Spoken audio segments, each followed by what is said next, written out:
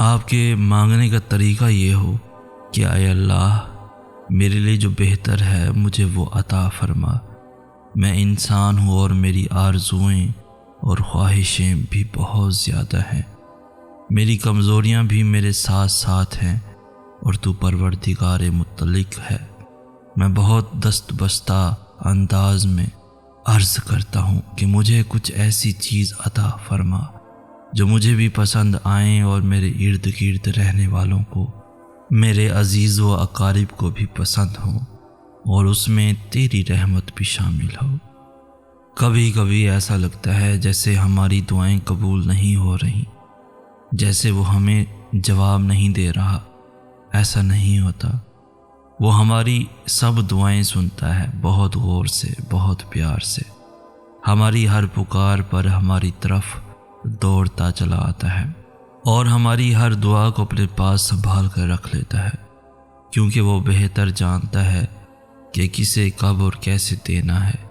اس لیے نا امید مت ہو، ایک دن تمہیں وہ سب دے گا جس کے لیے تم نے اپنا ہر راستہ چھوڑ کر اس اللہ کے ہر راستے کو اپنایا ہے۔ جب اللہ چاہے گا سب بدل جائے گا، جو اب تک نہیں ہو سکا۔ ایسا نہیں ہے کہ اب وہ کبھی نہیں ہو پائے گا، جو اب تک مل نہیں سکا ایسا نہیں ہے کہ اب وہ کبھی بھی مل نہیں سکے گا۔ جس منزل کا انتخاب عرش والے نے کر رکھا ہے، اس تک پہنچنے سے تمہیں دنیا کا کوئی بھی راستہ روک نہیں سکتا۔ ضروری نہیں ہے کہ جو مانگا جائے وہ اسی وقت مل جائے، اور یہ بھی ضروری نہیں ہے کہ جو نصیب میں نہیں لکھا وہ پھر کبھی نصیب کا حصہ نہ لکھا جائے۔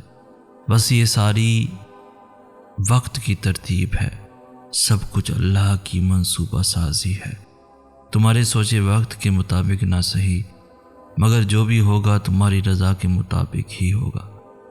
اگر سب کچھ فوراً ملنے لگے اور ہو بہو ویسا ہی ملنے لگے جیسا تم چاہتے ہو، تو تمہیں کیسے پتہ چلے گا کہ جو چیز اللہ سے مانگ کر اور اللہ کو منا کر ملے، اس چیز کا مزہ بن مانگے مل جانے جیسا نہیں ہوتا۔ اور اگر نیند آنکھوں میں اترنے لگے تو تم کیسے رات کے اندھیروں میں وہ سرگوشیاں سن سکو گے جو اللہ اور تمہارے درمیان ہوتی ہیں۔ تمہاری دعائیں سن لی گئی ہیں، مگر یہ وقت آزمائش ہے کہ انتظار کتنا کرتے ہو۔ تمہارا سکون بس یہ بات خود کو سمجھا لینے میں ہے کہ جو بھی ہوا اللہ کی رضا سے ہوا، اور جو بھی ہوگا اللہ کی رضا سے ہی ہوگا۔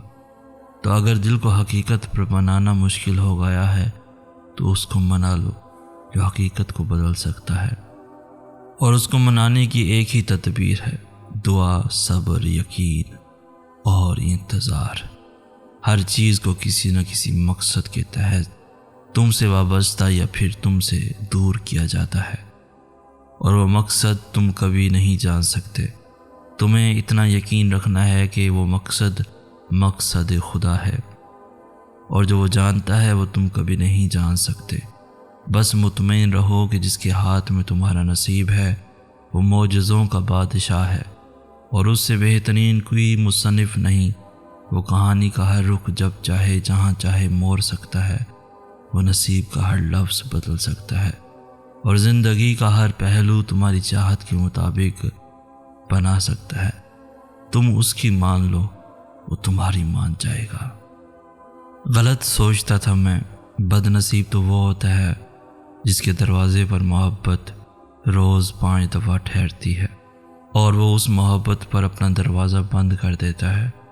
بد نصیب تو وہ ہے جس کو سب مل جاتا ہے مگر اللہ نہیں ملتا۔ بد نصیب تو وہ ہے جس پر وہ اپنی محبت کی راہ بند کر دیتا ہے۔ بد نصیب تو وہ ہے جس کو وہ اتنی توفیق ہی نہیں دیتا کہ وہ اس کی آواز کا جواب دے سکے۔ بد نصیب تو وہ ہے جو نصیب لکھنے والے سے لڑتا رہا اور یوں نصیب ہار گیا۔ اللہ کو بہت پسند ہے جب تم دنیا سے نہیں اس سے مانگتے ہو، جب تم بے بسی کا رونا کائنات کے سامنے نہیں اس کے سامنے روتے ہو، جب تم سب ختم ہونے کے بعد بھی اس بات پر یقین رکھتے ہو کہ اس کے سوا تمہیں کوئی کچھ نہیں دے سکتا۔ اللہ کو پانے کا سفر آسان ہوتا تو یعقوب علیہ السلام کی آنکھوں کی روشنی نہ جاتی۔ ایمان کمزور پڑ جاتا ہے، کوئی بات نہیں۔ قدم لڑکھڑا جاتے ہیں، کوئی بات نہیں۔ دل گھبرا جاتا ہے، کوئی بات نہیں۔ رونا بھی آ جاتا ہے، مگر کوئی بات نہیں۔ مگر اس سب کے بعد بھی تمہارا بھروسہ نہیں ٹوٹنا چاہیے۔ چلتے چلتے تھک بھی گئے تو قدم رکنے نہیں چاہیے۔ روتے بھی ہو تو شکوہ نہیں کرنا چاہیے۔ اور یہی پہ اللہ کو اس کے پیارے بندے ملتے ہیں، وہ جو سفر کرتے رہتے ہیں، وہ جو گر کر بھی بھٹکتے نہیں۔ اور یہی یقین تمہیں اللہ کا بنا دیتا ہے، کیونکہ اللہ کو تو بس تمہارا یقین دیکھنا ہے۔ کیا یہ معجزہ نہیں کہ اللہ نے اربوں کی آبادی میں تمہیں خود سے قریب ہونے کے لیے چنا ہے؟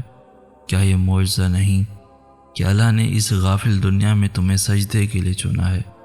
کیا یہ معجزہ نہیں کہ رات کی تاریکی میں اللہ نے تمہیں تہجد کی لگن لگائی ہے؟ کیا یہ معجزہ نہیں کہ اب اللہ سے ملنے کے بعد تم وہ نہیں رہے جو پہلے کبھی ہوا کرتے تھے؟ تم کہتے ہو کہ درد اب برداشت سے باہر ہو گیا۔ اللہ فرماتا ہے کہ وہ کسی جان پر اس کی طاقت سے زیادہ بوجھ نہیں ڈالتا۔ تم کہتے ہو کہ یا اللہ میں ہی کیوں؟ تو وہ فرماتا ہے کیونکہ میں تم سے محبت کرتا ہوں، اور اللہ جس سے محبت کرتا ہے ان کو ہی آزمائش میں ڈالتا ہے۔ اللہ تعالیٰ تمہیں اسی چیز سے آزماتا ہے جو تمہیں سب سے زیادہ عزیز ہوتی ہے۔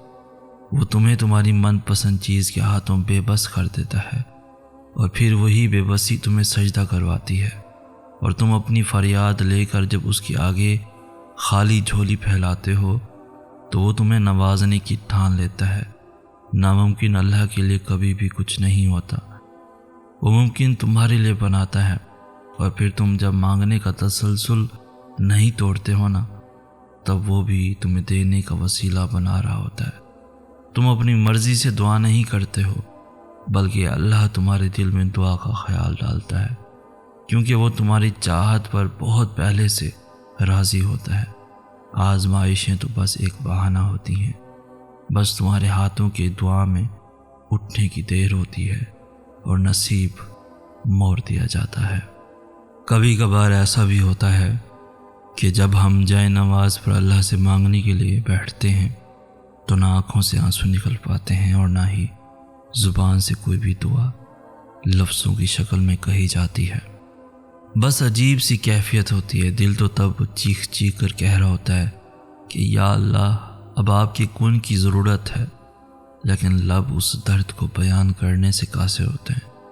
اور پتہ ہے اس لمحے تمہاری اللہ سے نہیں، تمہارے دل کی اللہ سے گفتگو ہوتی ہے، اور جب ٹوٹا ہوا دل خود اللہ کی بارگاہ میں جا کر اپنی کرچیاں سمیٹنے کی فریاد کرتا ہے نا، تو اللہ اس کے لیے اپنی مدد نہیں بھیجتا، بلکہ اللہ پھر وہ کرچیاں خود سمیٹتا ہے۔ اللہ تب وسیلے نہیں بناتا اس کے لیے، بلکہ اللہ خود اس کا وسیلہ بن جاتا ہے۔